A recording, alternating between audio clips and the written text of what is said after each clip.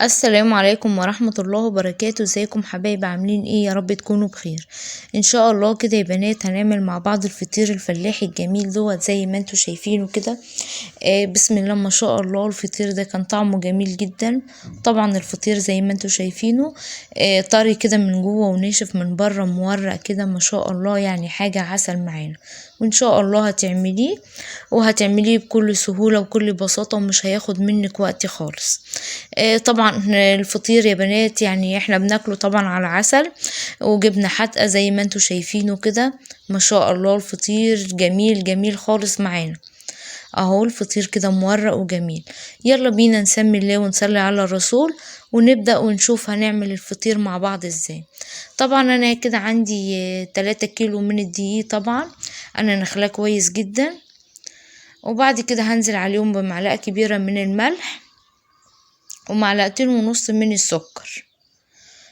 ده طبعا كل اللي بنحتاجه في العجينة بتاعة الفطير يا بنات. ولا بنحط خميرة ولا بنحط بودر ولا اي حاجة، هو السكر والملح والدقيق والمية وبس كده. كده هبدأ ان انا اقلب الملح والسكر مع بعض في الدقيق. طبعا انا حسيت عندي ان انا الملح شوية، فرجعت زودت نص معلقة كمان من الملح وقلبتهم في الدقيق.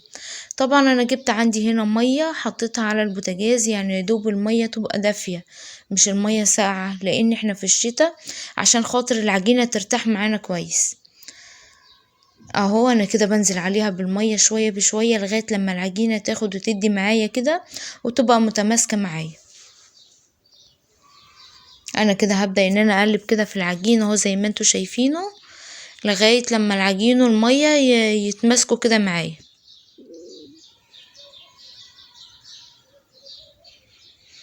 طبعا انا ما بحطش المية كلها، لا انا بزود شوية بشوية، يعني وقت ما بحس ان الدقيق عايز مية بقى ازود له شوية بشوية. كده هبدأ ان انا اعجن فيها يا بنات لغاية لما العجينة تلم معايا.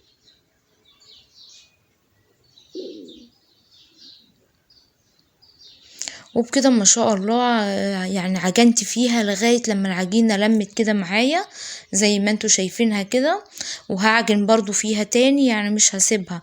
هي العجينة بتلزق في ايديا اهي زي ما انتوا شايفينها كده، بتلزق كده في الايد.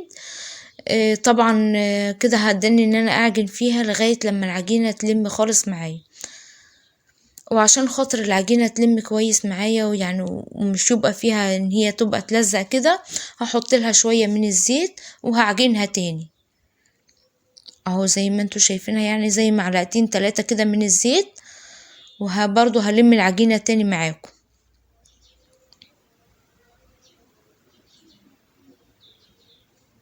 وبكده ما شاء الله خلصنا كده العجينة اهي زي ما انتوا شايفينها يا بنات. طبعا هعوص ايديا كده شوية من الزيت وهحط على وش العجينة عشان خاطر وش العجينة مش ينشف معايا.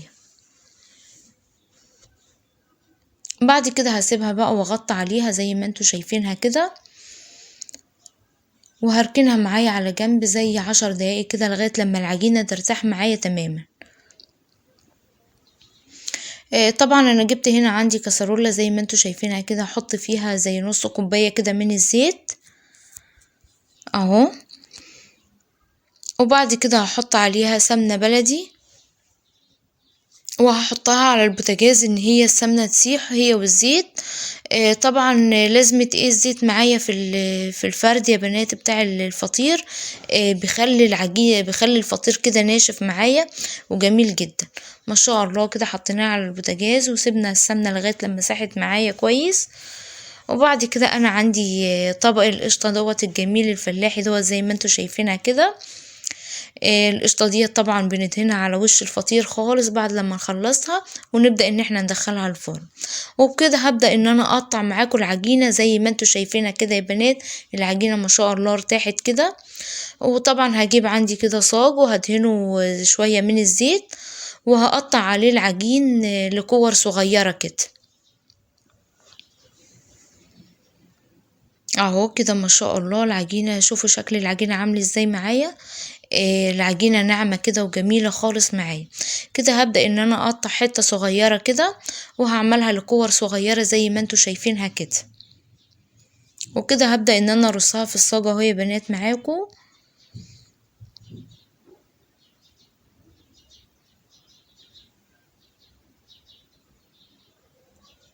وبكده ما شاء الله كده انا عندي مليت الصاجة اهوت لكور صغيرة زي ما انتوا شايفينها كده.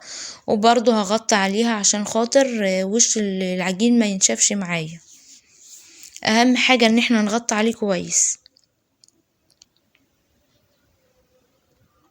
وبعد كده هسيبها خالص على جنب لغاية لما اخلص كل العجينة زي ما انتوا شايفينها كده. ما شاء الله خلصتها.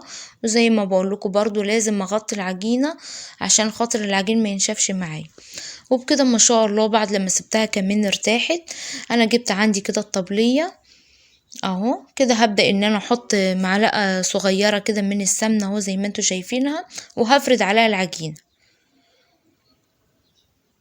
طبعا احسن فرد يا بنات ان انتوا يعني مثلا، طبعا احنا كده كده بنحط سمنة، فطبعا لازم احنا نفردها على سمنة، يعني احسن من الفرد بتاع الدقيق. اهو كده ما شاء الله. اهو كده بيفرد معايا بكل سهولة وكل بساطة خالص. وما تخافيش يعني لو العجينة اتقطعت منك ولا حاجة، ما تخافيش عادي خليها تنقطع. هنلمها برضو على بعضها وهتبقى مورقة معايا وجميلة. طبعا في ناس طبعا بتخاف ان هي العجينة تتقطع معاها ولا كده. لا انا بقولك ما تخافيش. اهي زي ما انتوا شايفينها اتفردت معايا بكل سهولة وكل بساطة اهي زي ما انتوا شايفينها. طبعا هلمها على بعض تاني اهو زي ما انتوا شايفينها. انا بلم العجينة تاني اهو. اهو بعد كده خدتها عندي وركنتها على جنب من الطبلية. وهبدأ ان انا افرد واحدة وواحدة وواحدة لغاية لما اعمل زي 5 طبقات 6 طبقات كده من الفطير اهو.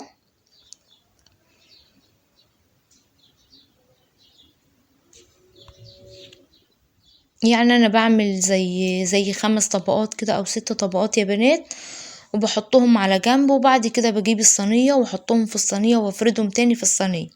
ما شاء الله الفطير بيفرد معايا بكل سهولة ازاي اهو.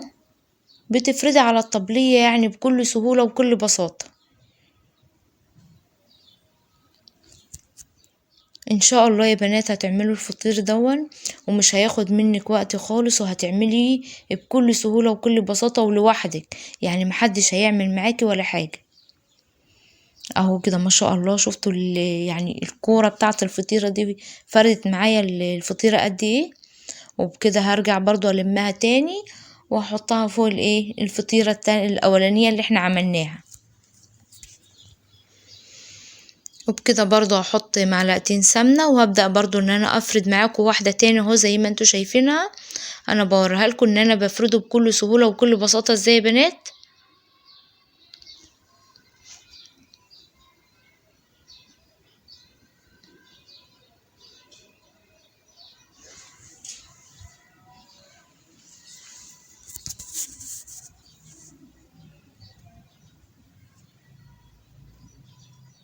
طبعا الفطير يعني مثلا هيتقطع منك كتير يعني عادي خليه ينقطع. كده كده برضو هنلمه على بعضه تاني. طبعا انا جبت عندي الصينية كده وهحط فيها زي 3 معالق كده من السمنة، وهفردهم في الصينية كويس. وبعد كده هبدأ ان انا اشيل طبقات الفطير اللي انا عملتها معاكم دي زي ما انتوا شايفينها كده، وهحطها في الصينية اهو زي ما انتوا شايفينها. طبعا كده انا حطيتها في الصينية وببتدي ان انا افرد فيها اهو يا بنات زي ما انتوا شايفينها كده بفرد فيها في الصينية. وطبعا كده انا هسيبها على جنب عندي لغاية لما ترتاح شوية في الصينية. وبعد كده هفرد برضو معاكم الفطير تاني اهو.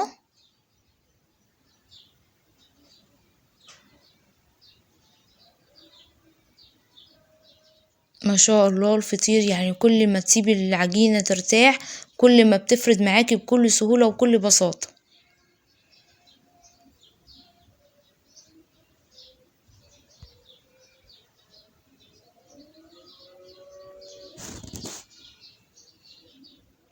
طبعا انا جبت صينية تانية اهو زي ما انتوا شايفينها، يعني بدل ما احط على الطبلية جنبي لا، بقيت ان انا افرد واحط في الصينية على طول زي ما انتوا شايفينها كده. طبعا انا بوريكم، يعني بوريكم كذا مرة ان انا بفرد الفطير ازاي عشان تتعلميه وتفرديه بكل سهولة.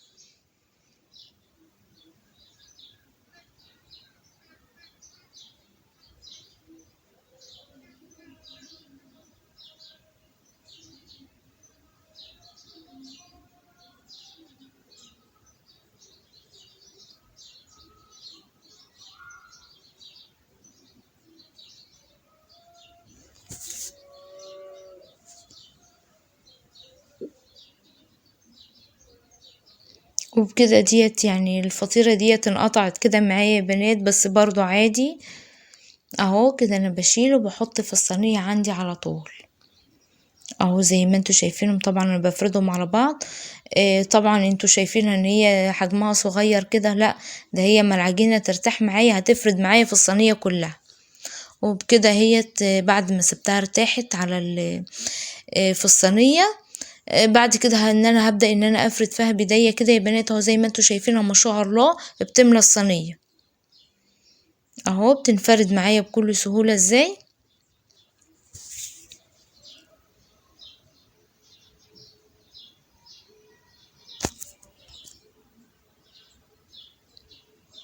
وبكده انا جبت عندي القشطة اهوت يا بنات زي ما انتوا شايفينها كده. طبعا هبدأ ان انا ادهن القشطة على وش الفطير.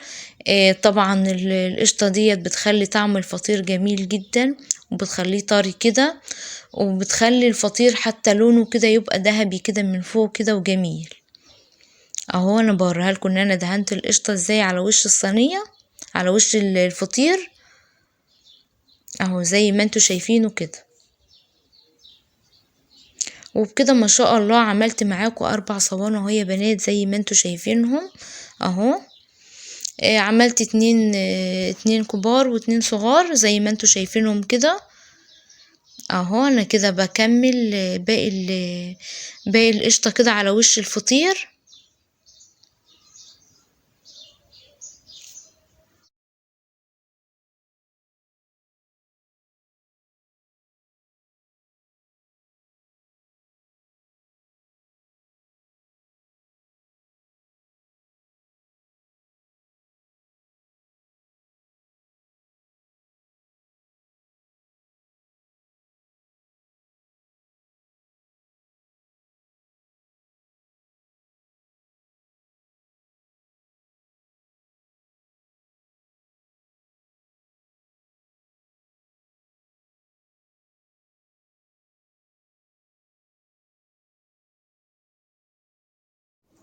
وبكده ما شاء الله خلصت كده القشطة كده على وش الفطير، وخلاص كده دخلتها الفرن معاكم اهو زي ما انتوا شايفينها. وبكده بسم الله ما شاء الله ادي ده شكل الفطير معانا متحمر من فوق ومن تحت. شفتوا بقى القشطة بتفرق ازاي في وش الفطير من فوق اهو، مخليه لونه ذهبي كده وجميل وما شاء الله عليه وعلى ريحته وعلى جمال الفطير. طبعا عملناه بكل سهولة وكل بساطة، يعني اي واحدة تقدر ان هي تقوم تعجن فطير وتعمل فطير دلوقتي. ما شاء الله شفتوا وش الفطير عامل ازاي من القشطة. ما شاء الله عليها حاجة كده جميلة خالص وتحفة جدا يعني اهو زي ما انتوا شايفينه كده يا بنات. وبكده ما شاء الله خلصنا معاكم الفطير بكل سهولة وكل بساطة زي ما انتوا شايفينه كده اهو. ده شكل الفطير معانا اهو. ده بقى الفطير الفلاحي على اصله يا بنات. وطبعا عندنا عسل وعندنا جبنة اللي هي الحادقة القديمة الفلاحي زي ما انتوا شايفينها كده. وطبعا لو في عندك قشطة هتاكلي الفطير طبعا على القشطة وعلى عسل والجبنة الحادقة. ما شاء الله الفطير مورق معايا وجميل وعملناه بكل سهولة وكل بساطة، يعني اي واحدة تقدر تقوم تعمل الفطير ده بكل سهولة كده يا بنات. ما شاء الله طبعا احنا كلناه على العسل والجبنة الحادقة، وان شاء الله هتجربيها وربنا يحسن ما بين ايديكوا يا رب. وزي ما انتوا شايفينه كده الفطير جميل خالص جدا جدا جدا يعني ما شاء الله. وعايزة اقولك لو اول مرة بتشوفي قناتي ياريت تشتركي في القناة وتفعلي زر الجرس عشان يوصلك كل جديد. والسلام عليكم ورحمة الله وبركاته.